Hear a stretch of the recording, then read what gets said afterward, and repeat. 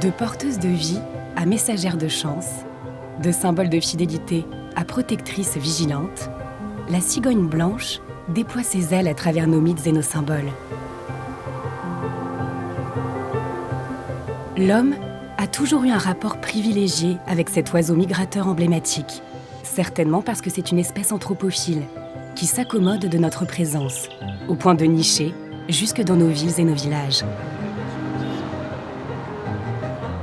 Elle n'est pas non plus rancunière, car c'est bien l'homme, par la démesure de son développement et la destruction de nombreuses zones humides, qui a bien failli la faire disparaître du territoire français dans les années 70. Dans le cadre d'un programme de suivi de l'espèce utilisant la technologie GPS, initié par Raphaël Musso, docteur en écologie, et Christophe Barbreau, chercheur au CNRS, on constate depuis ces dernières années des changements de stratégie de migration et d'alimentation de l'espèce, avec une part non négligeable imputée au changement climatique.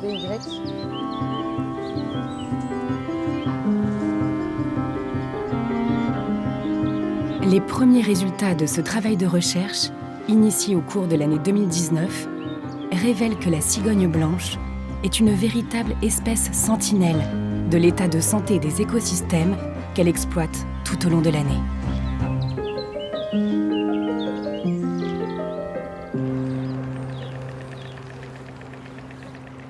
À la fin de l'été, ces migratrices infatigables parcourent des milliers de kilomètres pour hiverner jusqu'en Afrique subsaharienne. C'est la raréfaction de leur proie qui les oblige à quitter leur zone de reproduction pour gagner des contrées plus méridionales. Les cigognes blanches européennes utilisent deux voies de migration bien distinctes. Après la période de reproduction, les oiseaux de l'Est de l'Europe se dirigent vers le détroit du Bosphore pour rejoindre l'Est du continent africain. Ils hivernent alors au cœur d'une vaste zone géographique, s'étendant de l'Égypte au sud de l'Afrique, en passant par la Tanzanie et le Kenya. Les oiseaux de l'ouest de l'Europe prennent quant à eux la direction du détroit de Gibraltar, via l'Espagne, pour rejoindre le Maghreb et enfin gagner leur zone d'hivernage, potentiellement jusqu'en Afrique subsaharienne.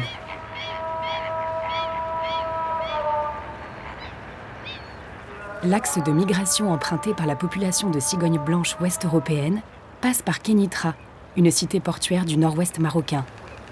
C'est ici que beaucoup d'individus font une halte avant de poursuivre leur périple migratoire ou restent à demeure pour l'essentiel de la période hivernale. C'est énorme ce qu'on a aujourd'hui comme oiseau. Surtout les cigognes. Donc tu prends note Oui. Donc on a le canard colvert. Une trentaine. Des souchets.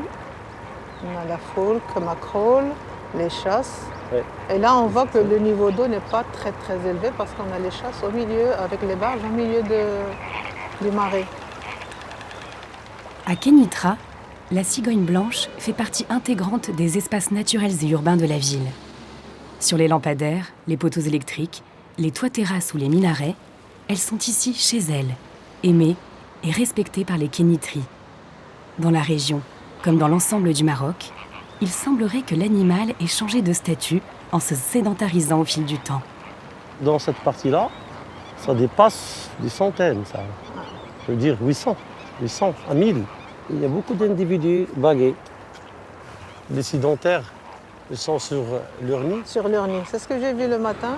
Donc pratiquement tous les nids étaient occupés déjà.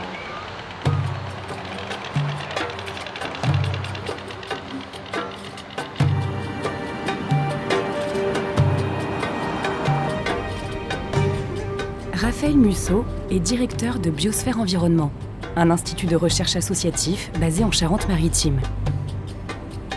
Il a initié un travail de recherche en 2019 visant à documenter de manière précise les habitats que la cigogne blanche utilise tout au long de son cycle de vie et la manière dont l'espèce s'adapte aux transformations et perturbations de ces habitats.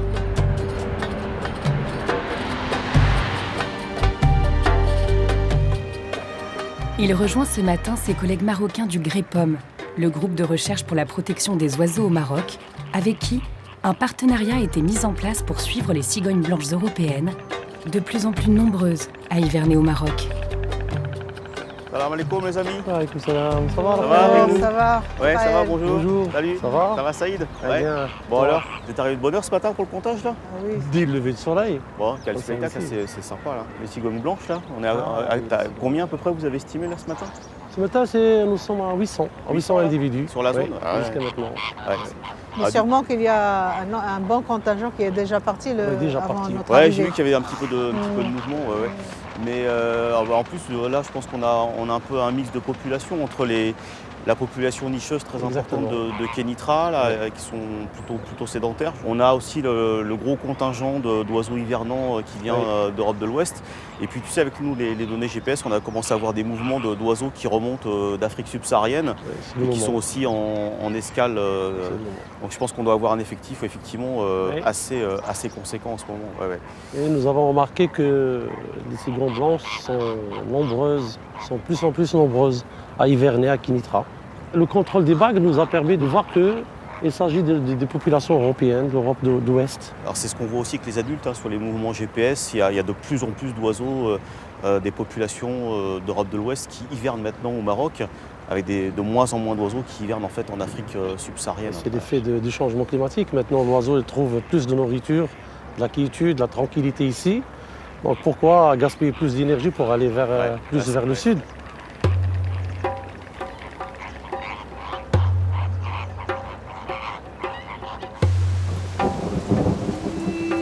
Le changement climatique est au cœur des préoccupations du XXIe siècle. Et c'est l'un des aspects de ce que l'on appelle aujourd'hui le changement global. Les perturbations de la chimie de l'atmosphère terrestre liées aux activités humaines entraînent un dérèglement des climats, avec des phénomènes météorologiques de plus en plus extrêmes sur l'ensemble de la planète. Les zones humides, essentielles pour l'alimentation des cigognes blanches, sont aujourd'hui fortement impactées par ces changements météo-climatiques. Depuis plusieurs années, le Maroc est victime de vagues de chaleur de plus en plus intenses, préjudiciables aux habitats utilisés par la cigogne blanche. Ça fait 3-4 ans, même plus, qu'il a très peu plu au Maroc. Et du coup, donc, on a une sécheresse au niveau de toutes les zones humides continentales, que ce soit les oueds, que ce soit les marais, à l'exception de quelques sites comme ici à Fouarat. Mais la majorité ils sont à sec. Même les lacs de barrage qui sont des écosystèmes artificiels, mais qui jouaient un rôle au moment de la migration par rapport aux oiseaux, ils sont à un niveau très très bas.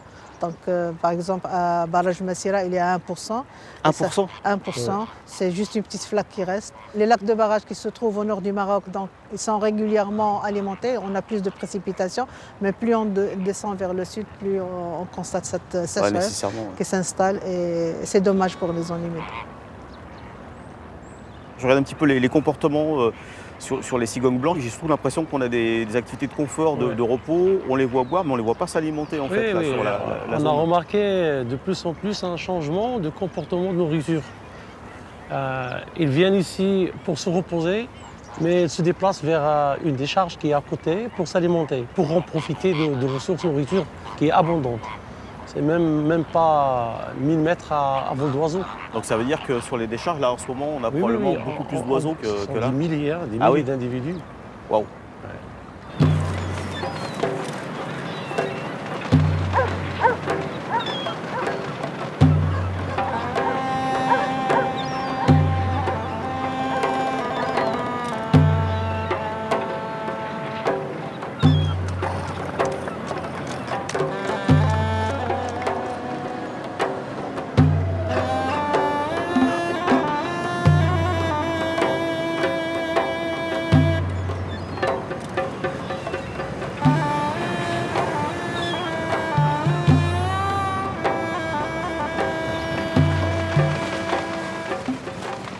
C'est saisissant le nombre d'oiseaux qu'il y a sur tout le site, les abords du site.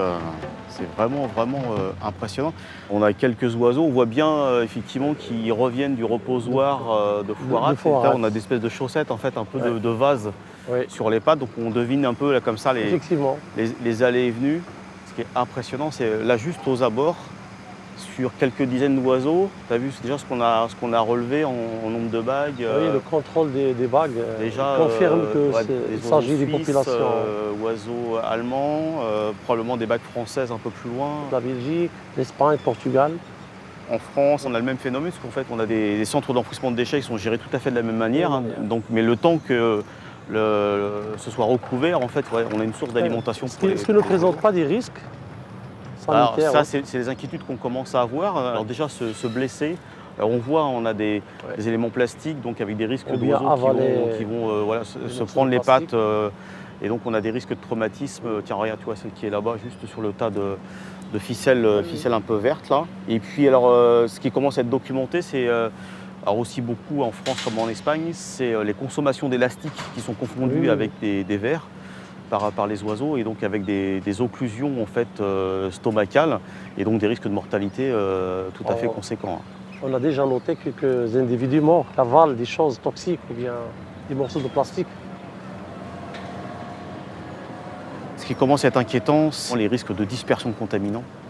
Donc la dispersion d'agents pathogènes, d'éléments traces, donc différents métaux qu'on va pouvoir trouver sur ce type de centre d'enfouissement de déchets. Ça, c'est quelque chose qui commence à poser question. On a un risque inhérent à une espèce telle que la cigogne blanche. On a d'autres espèces qui ont un peu des stratégies équivalentes. On le voit notamment ici avec les goélands. Et donc, on va retrouver le même type de problématique. Il y a quand même une richesse alimentaire assez importante, ce qui explique qu'on ait ce volume d'oiseaux en fait, aussi saisissant devant nous. Et donc dans le contexte du changement climatique, on assiste à des stratégies un petit peu différentes. Comme le disait Saïd, c'est des situations qui sont inédites. Et donc l'hypothèse sur laquelle on avance actuellement, c'est qu'en effet, ça devient de plus en plus compliqué pour les oiseaux d'hiverner en Afrique subsaharienne. C'est de plus en plus coûteux au niveau énergétique pour une ressource alimentaire qui devient de plus en plus aléatoire en fait. Et donc ces opportunités-là finalement sont aujourd'hui exploitées par les oiseaux. Donc on a vraiment là aujourd'hui ce changement de stratégie. Donc on est au début de quelque chose qu'on finalement on commence à le documenter.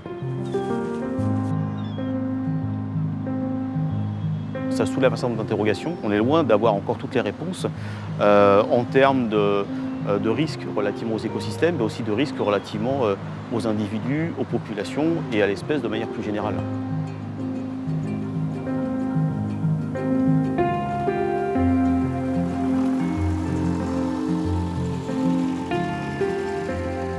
En France, dans les années 60 à 70, la transformation des paysages ruraux et le drainage de nombreuses zones humides, l'urbanisation avec l'arrivée des lignes électriques aériennes provoquant collisions et électrocutions, les aléas climatiques avec les sévères sécheresses sahéliennes, sans oublier la prédation par l'homme en Afrique subsaharienne, ont considérablement fait chuter la population de cigognes blanches.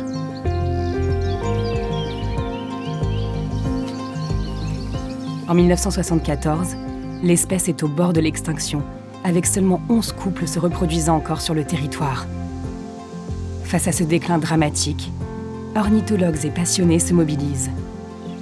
Au sud de la ville de Rochefort, dans les marais de Brouage, Jean-Claude Barbreau est considéré comme l'un des acteurs ayant contribué à l'installation de la cigogne blanche en Charente-Maritime.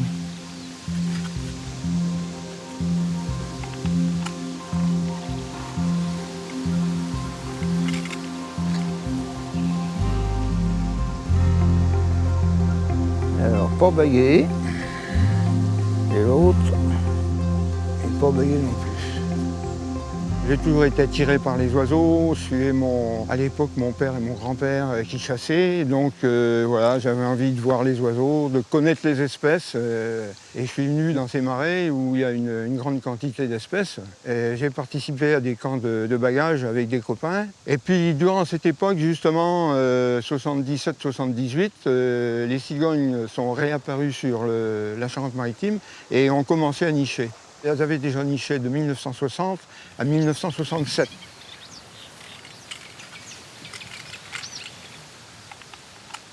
On se trouve sur le site où le premier nid de cigogne s'est construit en 1978.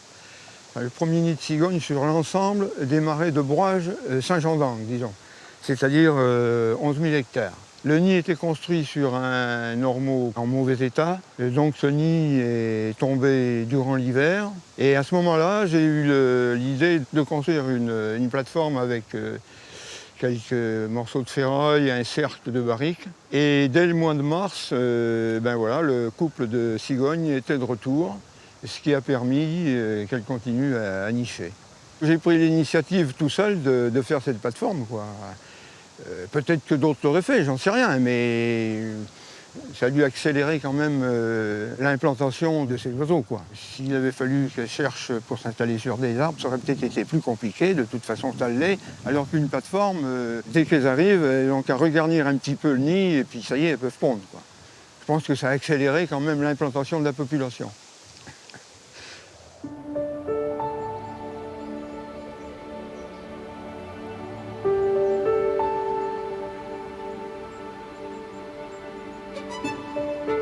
La France compte aujourd'hui environ 5000 couples de cigognes blanches répartis sur l'ensemble du territoire. La région Grand Est et la façade atlantique se partageant les populations les plus importantes. Avec près de 650 couples recensés en 2024, la Charente-Maritime est le premier département français, devant le Haut-Rhin et le Bas-Rhin, pour le nombre de couples qui s'y reproduisent chaque année.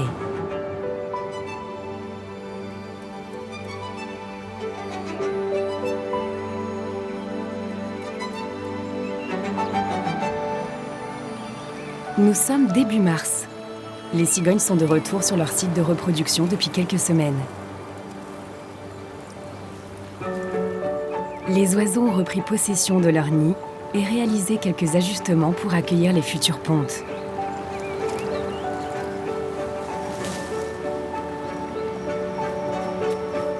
Les oiseaux s'adonnent déjà au spectaculaire parade nuptiale.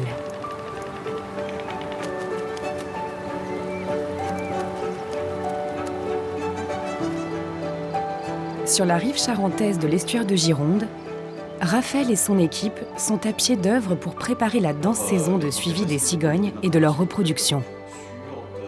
Comme chaque année, avec sa collègue Céline, il sera accompagné d'étudiants et de volontaires en mission de service civique venus se former aux méthodes de suivi des populations d'oiseaux. Donc là, ce matin, ce qu'on va essayer de vous présenter, c'est la problématique, donc redéfinir un petit peu le sujet de recherche, le pourquoi du comment. On équipe ici sur les marais de Gironde des cigognes blanches adultes avec des balises GPS. C'est vraiment d'utiliser la cigogne blanche comme une espèce en fait sentinelle. Donc on va voir que finalement on arrive à collecter de l'information à la fois sur les zones de reproduction, mais également sur les zones d'escale migratoire et aussi, on le verra, sur les zones d'hivernage. Donc on a choisi ici des appareils qui vont être clipsés à la patte des oiseaux. On est sur des masses d'environ une quarantaine de grammes. Donc là, on n'a pas un harnais en téflon à poser sur l'oiseau, à ajuster, ce qui est toujours un peu compliqué et qui prend un petit peu de temps. Là, voilà, on a ce système de clips qui va se poser en fait sur la patte de l'animal. Et finalement, voilà, en quelques secondes, l'oiseau est équipé de sa balise GPS. En sus des données GPS, je vous le disais, en fait, l'appareil va collecter des données d'accélérométrie. Alors des accéléromètres, en fait, vous en connaissez tous, plus ou moins directement. On en a sur les téléphones. C'est ce qui détecte dans quelle position est votre écran. On est capable, en fait, de dire ce que fait l'oiseau. Donc, est-ce qu'il marche, est-ce qu'il est en vol, etc. Donc là, je vous ai mis un petit graphique récapitulatif d'un oiseau donc, qui est prénommé Martha, avec en rouge l'ensemble des trajets en période de reproduction sur l'année 2021 et en vert en 2022 sur la même période. Et 2022, en fait, c'est une année de sécheresse, qui a une dégradation de la ressource alimentaire qui est significative. Et on voit que l'oiseau, en 2022, il a parcouru des distances beaucoup plus importantes pour s'alimenter. On voit que l'oiseau, notamment, se déplace ici, sur l'autre rive, donc traverse l'estuaire pour aller sur la rive médocaine et aller s'alimenter en fait sur le centre d'enfouissement de déchets. L'oiseau va compromettre en fait son état physiologique Et puis, s'il va passer plus de temps pour aller chercher de la nourriture, notamment avec des absences de jusqu'à 24 heures, il compromet aussi la probabilité de survie de sa nichée. Les observations ou les tendances que l'on dégage relativement au comportement et aux stratégies de la cigogne blanche, en fait, sont à mettre en étroite relation avec des données de type climatique. Et donc, en fait, on a une forme d'image de l'état de santé des écosystèmes exploités par la cigogne blanche à travers ce type de programme de recherche. L'idée maintenant, c'est de commencer à rentrer dans la phase de tentative de capture des oiseaux pour les équiper. Ouais, par là, autour là, on a plus de rap, ouais, parfait. L'achat des balises GPS, associées à l'abonnement de téléphonie mobile permettant la réception des données collectées, est un investissement représentant environ 2 000 € par oiseau. C'est grâce à un financement participatif, lancé auprès du grand public et à différents mécènes, que Raphaël a réussi à financer une partie de ce programme de recherche. 19 oiseaux ont été équipés depuis le lancement du programme. De nouvelles balises doivent être posées au cours de cette année 2024, ce qui portera le nombre total de cigognes équipées en Charente-Maritime à 21. On va vérifier l'éclairage. La technique, en fait, repose sur beaucoup d'observations. Donc, on essaie de prendre des repères, alors même avant l'arrivée des premiers oiseaux, où est-ce qu'on aura des parcelles qui seront propices, où est-ce qu'on peut installer des canons, alors qu'on a quand même des engins qui sont potentiellement dangereux, avec des explosifs, il y a des projectiles qui sont tirés, donc il faut aussi se mettre en sécurité, à la fois pour les opérateurs, être suffisamment loin des habitations comme ici pour qu'il n'y ait absolument aucun risque. La partie basse des canons.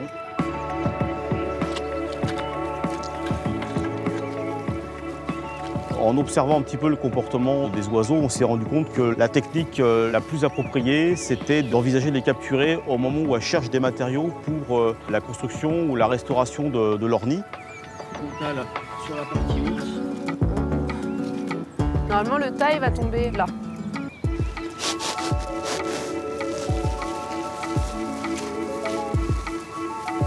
On va compléter un petit peu avec ce qui est sur place.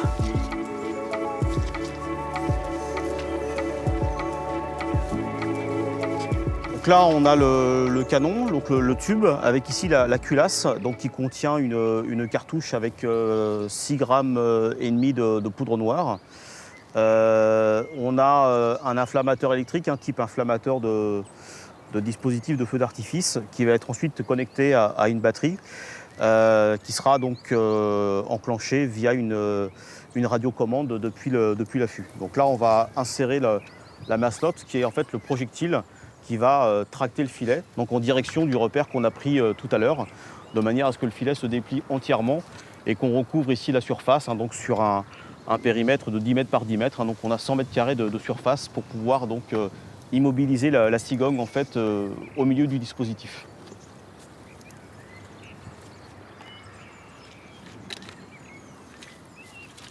Donc là, la dernière partie de la procédure d'installation du filet, c'est la connexion de la batterie. Et ce qui fait que les inflammateurs pourront être mis en tension ensuite avec le système de radiocommande. On va refermer le boîtier étanche donc pour protéger l'électronique. Et puis mettre l'antenne de réception comme ceci.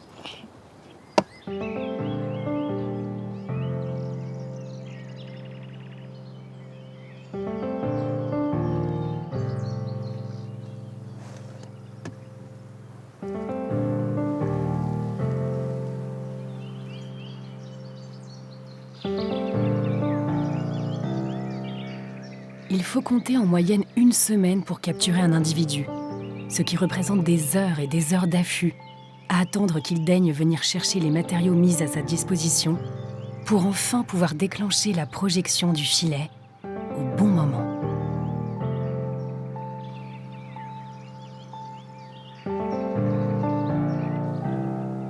Ce matin, c'est plutôt calme quand même.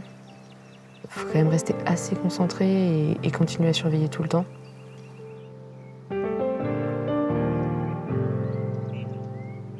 Les opérations de capture, de pose des bagues et des balises GPS sur des oiseaux sont toujours des moments un petit peu stressants pour les opérateurs. On est vraiment vigilant au bien-être de l'animal, à sa sécurité. On va vraiment avoir des gestes très précautionneux par rapport à l'oiseau. On va le mettre dans un dispositif de contention avec une petite cagoule, ce qui lui permet d'être le moins stressé possible. On va simplement retirer la cagoule de l'oiseau au moment du relâcher pour qu'il reprenne un petit peu ses repères.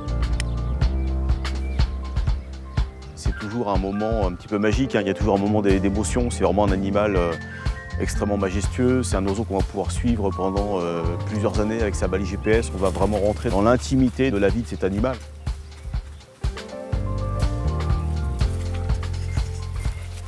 De retour sur son nid dans les minutes suivant l'opération de bagage, la cigogne va désormais pouvoir offrir des données sur ses déplacements et ses stratégies d'alimentation.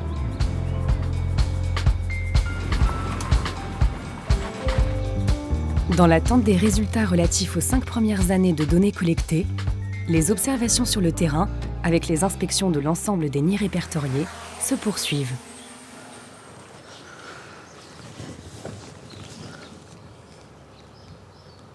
Celui qui est debout, c'est bagué, pas bagué? Je vois pas très bien. Ah non, celui qui est debout, c'est celui qui est bagué, pardon. Là, je vais me mettre un peu plus sur le côté pour que tu puisses me dire si je peux descendre ou m'approcher un peu. Ouais, là, tu as de la marge. Tu peux descendre un peu. Ok. Ouais, ça y est, top. Ah, il y a 2 œufs. Ah ouais, donc toujours que 2. Ouais. Et donc ça fait combien de temps sur cela? De mémoire, c'était début avril ou fin mars, donc normalement, on est dans les 30 jours, enfin même presque 35 jours. Ouais, 35 jours, donc ouais, ponte plutôt incomplète. Et puis du coup, peut-être des œufs clairs a priori. Ouais, c'est une drôle d'année quand même.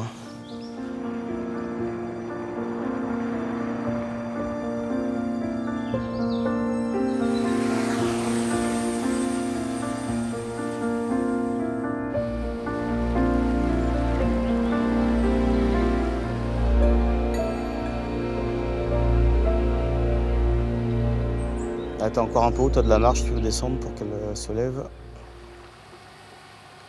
Voilà, hop, c'est bon, t'es dessus? Oui, là du coup, je vois, il y a 4 œufs. Et donc la dernière fois, on était à... La dernière fois, il y en avait 3.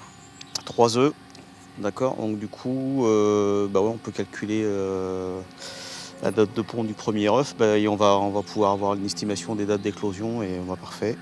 Il faudra peut-être qu'on fasse un passage pour savoir exactement combien il y a d'œufs. Pour compléter, Oui. voir s'il y a un œuf supplémentaire. Ouais. Oui. Bon, parfait.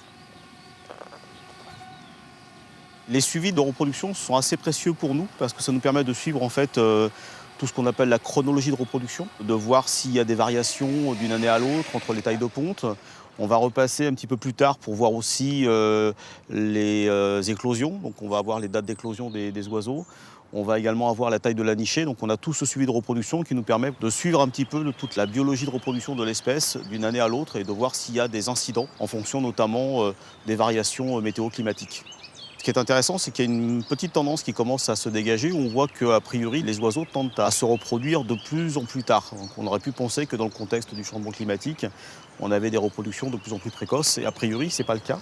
Et une des hypothèses qu'on avance pour expliquer un petit peu cette tendance, c'est que les oiseaux, en début de période de reproduction, sont plutôt en stress physiologique et donc pas forcément disponibles pour la reproduction tout de suite. Ils ont besoin de reprendre un petit peu des forces pour s'engager dans la reproduction, qui est un phénomène qui est quand même très coûteux en énergie. Tu vois? Ouais, donc je vois, donc comme la dernière fois, on a 4 poussins. Et par contre, il y a plus d'œufs. La dernière fois, quand on était passé, on avait 4 poussins, il restait un œuf. Ils l'ont sorti du nid alors? Ils l'ont injecté du nid? Je pense, oui. J'estimerais à entre 15 et 20 jours. Avant l'arrivée des drones, en fait, on était obligé d'aller avec des grandes perches en bambou et des miroirs, ou éventuellement hisser le téléphone portable en haut du nid, mais donc il fallait que l'opérateur s'approche du nid. Donc là, le dérangement était beaucoup plus conséquent. Et donc là, on a vraiment à la fois un gain d'efficacité pour les opérateurs, mais aussi un dérangement minimum pour les oiseaux.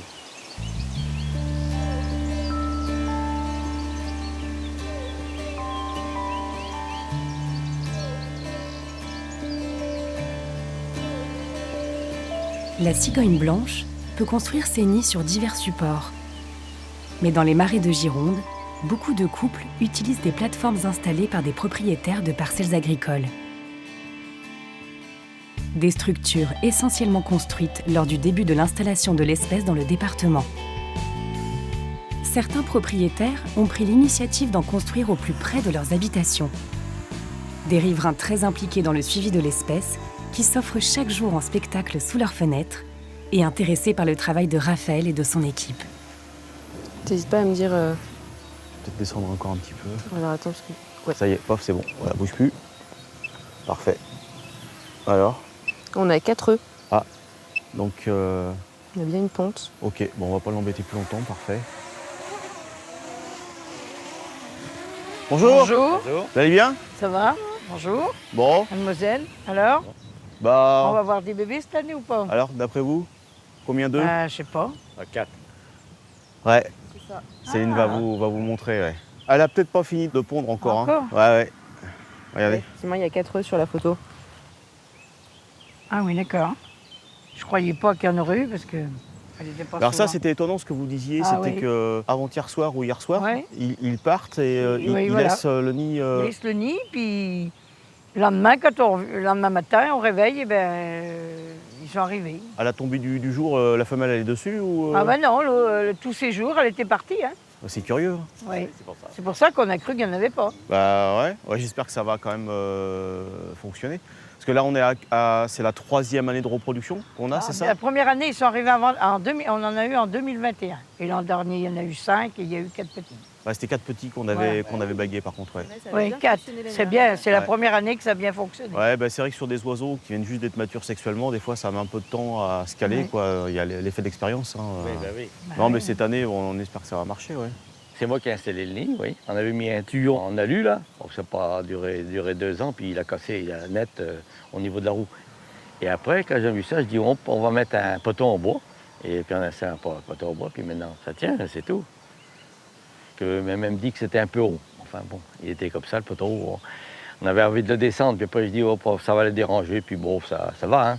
Et puis j'ai mis un grillage autour, une barre, un grillage autour, puis on a mis des javelles un peu pour les attirer un petit peu et tout. Et puis j'ai installé des aubans parce que quand ça vente ici, ça vente, hein, ça secoue. Hein. Et puis ça marche très bien. Oui, il est impeccable. Là. Mais ça fait une quinzaine d'années qu'on l'a mis. Et voilà, je dis, on n'en aura jamais, non. Mais c'est vrai que j'ai trouvé le temps long. Tous les jours, on regarde à la fenêtre. La première chose qu'on fait en se levant, c'est quand le jour se lève, elle est là ou pas là. Vous avez vu, le mâle est bagué. On l'a baptisé Cérès. C'était le nom de la déesse grecque de l'agriculture. La balise, elle renvoie les données une fois par jour, donc toutes les 24 heures. Donc vous n'avez pas un suivi tout à fait en temps réel. Ah, oui, d'accord. Ouais. Et je vais vous montrer comment ça fonctionne. Ouais. Ah bah tiens, ça vient de s'actualiser là, vous voyez. Dernière donnée, il y a 1 heure. Ah, ouais. Du coup, vous avez le prénom de l'oiseau, sa bague, EBBE. Ouais. Donc c'est là où on va pouvoir suivre tous les mouvements de l'oiseau. Et on va voir donc, ces zones d'alimentation. Il part à peu près, je regardais, à peu près à 3 km vers le nord pour s'alimenter. Ah, ouais. Ça fait beaucoup de route, ça. Ouais, donc il doit avoir, il y a des secteurs qu'il a l'air de bien aimer. Donc on est au nord de le lieu dit La Passe. Je sais pas si Ah, vous ouais, voyez. c'est Ouais. C'est juste avant Palu. Et puis donc l'autre site, alors là il y va très fréquemment. On est sur les grandes mottes Gachin. Ah oui, là. Ah, ouais, enfin, de l'autre côté. Ouais, D'accord. ouais. Il y a tout ce secteur-là. Donc je sais pas, il y a l'air d'y avoir pas mal de. On est sur de la prairie là, non? C'est ça? Ben oui, oui, là-bas, il y a beaucoup de prairies. Là, Ah ouais. oui. Ah ouais. Donc ça a l'air d'être un bon spot pour s'alimenter. Ouais. Mais ils mangent quoi dans le verdure, dans les prairies? Bah alors là, c'est une espèce qui est quand même un super prédateur. Donc elles vont rechercher. Alors ça peut être dans les prairies des petits mammifères, donc des campagnols par exemple. Ah, ouais. Des gros insectes, vous savez, les grosses sauterelles vertes par exemple qu'on peut avoir. Et puis dès qu'il y a des zones un petit peu en eau, s'il y a de l'écrevisse de Louisiane, c'est un peu son menu favori. Nous, ici, c'est le problème, il y a le sel qui rend... Ah, il y a des remontées salines un peu. Oui, c'est surtout l'été, quand il n'y a plus d'eau dans les prés, ils ouvrent les écluses, quand il y a une grosse marée, ils font remonter l'eau. Et alors là, c'est pour entretenir l'humidité, mais c'est de l'eau salée. Ouais. Donc l'écrevisse est moins présente, ça? Ah ben ici, alors là-bas, il y a, au Mont de Gachin, oui. C'est plus doux, L'eau, il y a une sorte de douce en presque, et Palu. là-bas. Ah ouais. Et nous, il n'y a pas d'écrevisses. C'est intéressant, c'est-à-dire qu'on va avoir des stratégies différentes entre l'oiseau qui a palu chez votre Ah oui, oui, cousin c'est- et celui-ci. Ouais. C'est peut-être pour ça qu'elles ont mis longtemps avant de... Ah bah oui, parce que Ouais. du coup, oui, effectivement, ça c'est effectivement une explication intéressante. C'est-à-dire, Ah ouais. on sait que son installation quand même sur le territoire est quand même très conditionnée par la présence de l'écrevisse. Donc c'est vrai que si vous n'avez pas l'écrevisse ici, Ah ouais, non. à cause de ces intrusions salines, Ouais, d'accord. il y en a bien. Ah, superbe.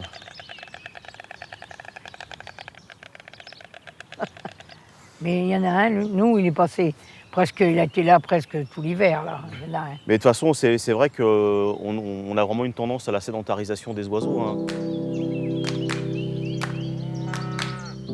Le fait qu'il y en ait beaucoup dans la région, c'est quand même... on est quand même surpris, parce que j'ai toujours entendu dire que les cigognes étaient en Alsace. Mais voilà, Ah, c'est un peu le symbole du territoire. je le vois de ma fenêtre de cuisine, donc je le vois constamment.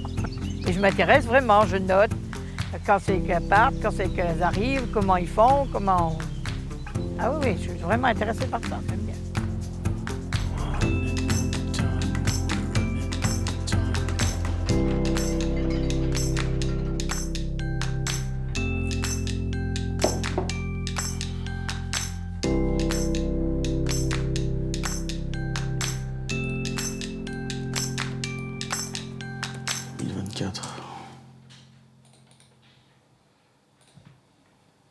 Sur les données qu'on a et les publications qu'on va faire, on a un devoir de neutralité, on doit rester dans notre rôle de scientifique, de chercheur. Donc en fait, nous, on va publier sur des constats et pas du tout sur des convictions personnelles. Notre mission, c'est de donner à comprendre des constats que l'on fait, et puis ensuite, c'est finalement aux décideurs de s'approprier en fait ces travaux-là. Sur le territoire, ça peut être par exemple le département de la Charente-Maritime, la structure animatrice du site Natura 2000 sur lequel on travaille ici, ça peut être la structure porteuse du schéma d'aménagement et de gestion des eaux, qui sont effectivement en demande. Au-delà de l'aspect conservation d'une espèce animale, etc., on a finalement une espèce de regard global sur l'état de santé des écosystèmes ou des agrosystèmes, et donc finalement ça concerne tout le monde. Pour les collectivités, les travaux de recherche mettant en évidence les enjeux relatifs à la biodiversité et aux zones humides dans le contexte du changement global sont essentiels pour comprendre l'évolution des territoires et envisager leur avenir dans une logique de développement durable.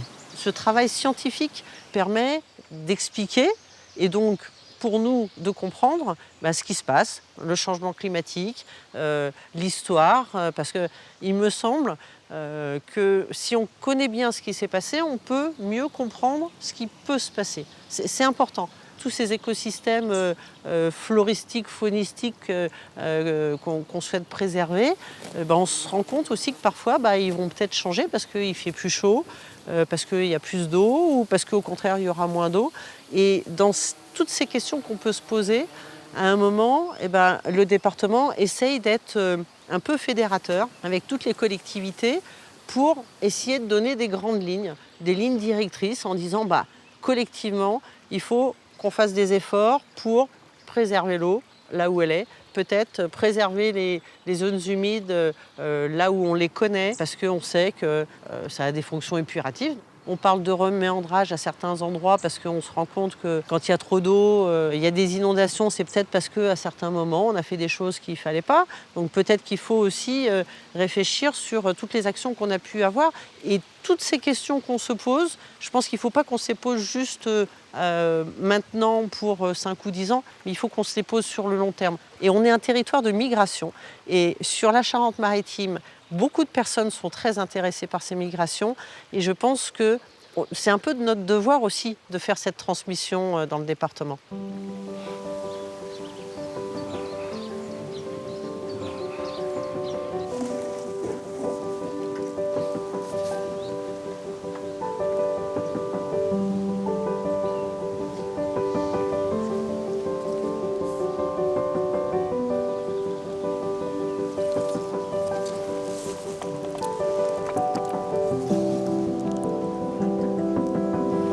Bien sur le bord.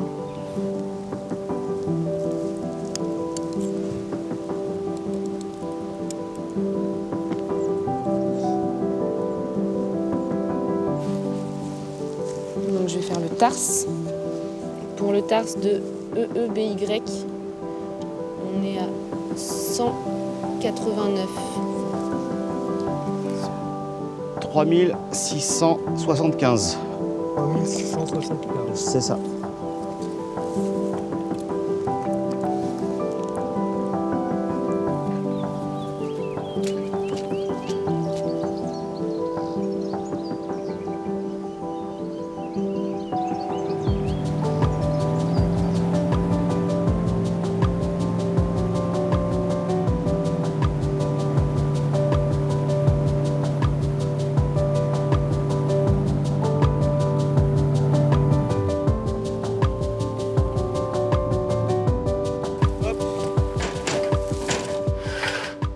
Il y a 25 ans à peu près, des voisins agriculteurs sont venus me dire « On a vu des cigognes, ce serait bien qu'il y ait un nid. Vous avez le site adéquat, est-ce que vous pourriez faire un nid ?» J'ai fait le nid là. Une semaine après, il y avait des cigognes sur le nid. Et depuis, tous les ans, il y a des cigognes. Donc ça veut dire que ce sera la bague métal 22025.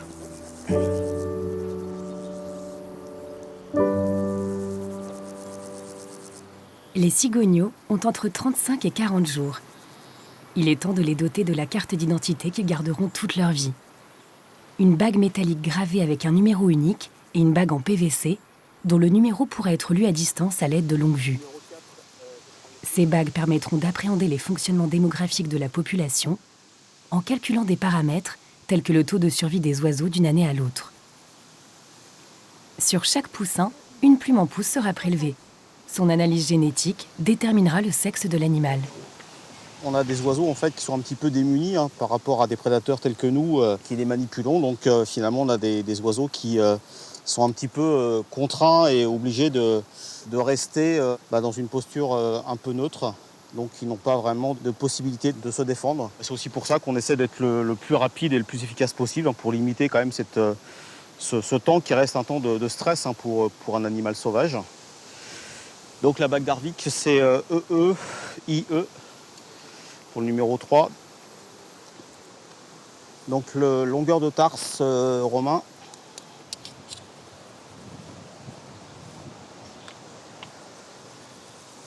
« 180. » L'hiver, elle reste là. Quand je vais en tracteur, elles me suivent. Vous êtes dans votre tracteur, elles viennent à 1 mètre de vous. Vous descendez, c'est fini. Ça, c'est un deal. Je reste avec toi, mais tu restes dans ton tracteur. Voilà. Et puis, ça se passe très bien. Quand on les voit, quand on est que tous les deux, ah là là là là là là, on se dit, mais c'est pas dans une cage. Là, si elle veut partir, elle part. Eh ben non, elle reste à côté de moi. Voilà. Ok.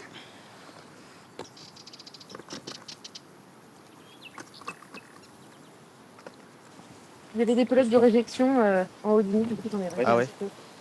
Donc on voit un peu des choses là, tu vois. Bah, on voit bien les écrevisses. Il y a des petits ossements. Il y a des petits ossements, ouais. Là, tu vois, il y a c'est marrant, des belles pinces d'écrevisses. Là, quand on regarde effectivement des matériels comme celui-ci, qui sont des restes de repas, donc ce qu'on appelle des pelotes de réjection, donc c'est les régurgitats des adultes ou des jeunes. Donc on voit qu'on a essentiellement de l'écrevisse de Louisiane, donc cette espèce invasive. Et donc c'est intéressant parce que c'est vrai que les gens nous questionnent souvent sur quel est l'impact en fait d'un super prédateur comme la cigogne blanche sur les zones humides des marais de Gironde. Les gens nous disent on a de moins en moins de grenouilles, est-ce que la cigogne ne serait pas responsable? En fait, le coupable de la disparition de la grenouille, c'est principalement l'écrevisse de Louisiane. Et en fait, la cigogne blanche, c'est plutôt un élément dans les écosystèmes qui contribue à réguler cette espèce exotique invasive qu'est l'écrevisse de Louisiane.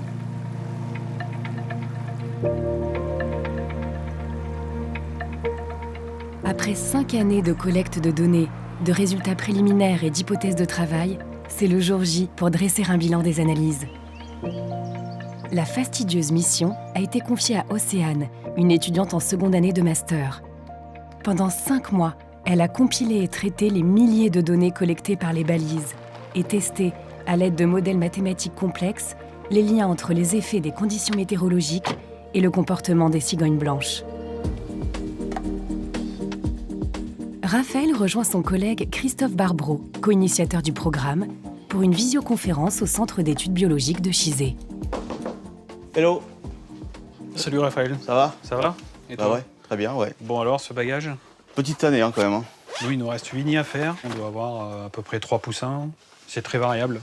Donc là, nous, alors sur ce qui a marché, on a un petit peu plus. Donc là, on est à 34 sur 10 nids. Ah ouais, donc c'était un petit peu plus fort que chez nous. Mais par contre, donc 5 nichés en échec et un mâle qui n'a pas retrouvé sa femelle cette année. Quand tu dis échec, c'est échec total ou partiel? Échec sur les pontes et puis échec sur petit poussin, mort d'hypothermie. D'accord. On va se connecter. Ouais. Il va être l'heure. Océane. Salut, alors est-ce que vous nous entendez? Oui? Oui.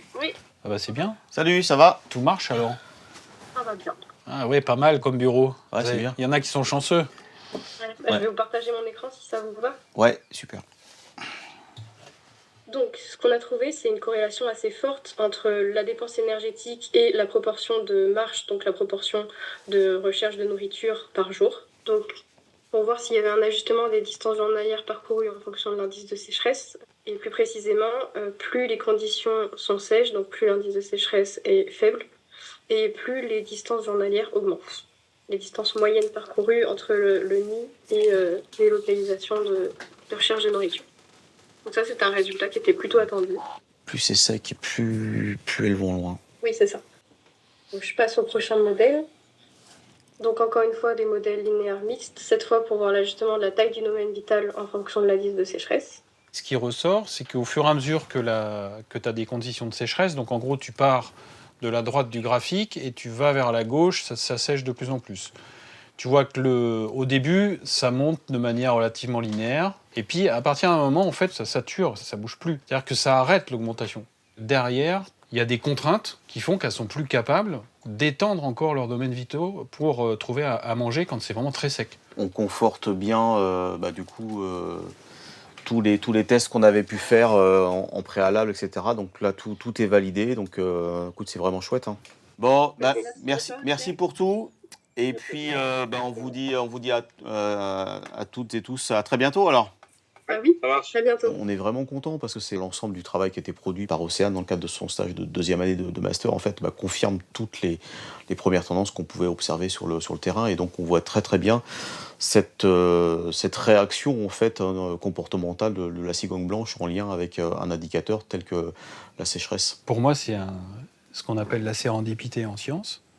C'est-à-dire que le programme de suivi par GPS, tu l'as démarré avec Hubert en 2018-2019.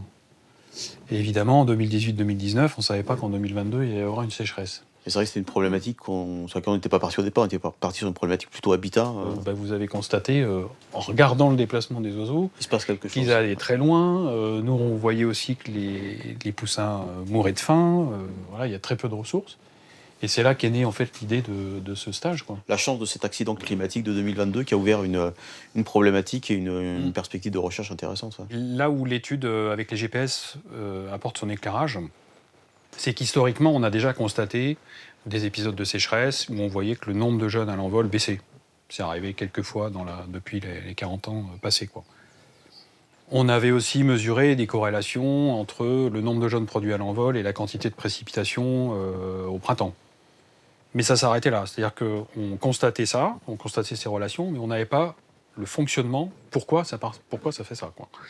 Et ce que vient apporter l'étude avec les GPS, c'est le mécanisme qui est derrière. C'est-à-dire comment est-ce que ce climat va affecter le comportement des individus, puis va affecter leur reproduction. Le changement climatique, en gros, on sait depuis les années 70 et le rapport Meadows qu'on est parti sur une pente ascendante, que ça va se réchauffer. Ça fait quand même 50 ans que les scientifiques le savent, et que grosso modo, il ne s'est rien passé, ou à peine quelque chose. On a peut-être ralenti un petit peu certaines choses, mais à peine. Alors je trouve que ce qui est dramatique, c'est aussi pour les jeunes générations, dans le sens où leur état de référentiel ne va pas du tout être le même que le nôtre. C'est-à-dire que nous, on a vécu 40-50 ans où on a connu des milieux naturels avec beaucoup d'espèces, etc. On les a vus s'effondrer, ce qui nous désespère un peu. Mais les jeunes générations n'ont pas ce référentiel historique, donc elles grandissent dans des écosystèmes déjà très appauvris.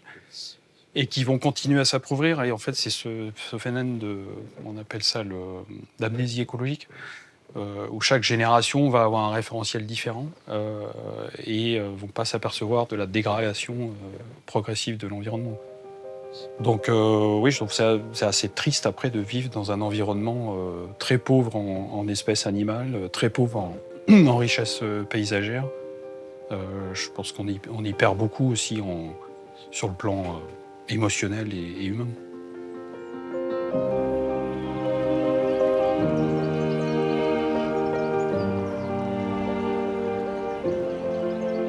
Si les cigognes blanches sont les sentinelles de l'état de santé des écosystèmes qu'elles utilisent, les chercheurs sont les vigies de l'espèce et les lanceurs d'alerte.